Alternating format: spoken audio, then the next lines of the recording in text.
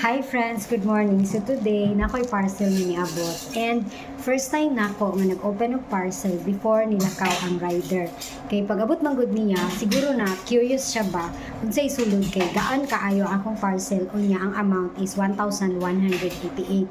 Unya ako pud wala na pud hinon kog na curious kay actually ang akong gi-order is bar question nga book. So wala na ko na huna-huna ba nga kanang gaan raman day siya kung dili siya hardbound. So, kung softbound lang, gaan lang man day siya. Wala ko nakahuna-huna na. So, ako na lang pong i-open. So, when I open it, okay naman siya. Sana siya. So, okay gid kay siya. Dili siya ingon nga photocopy lang.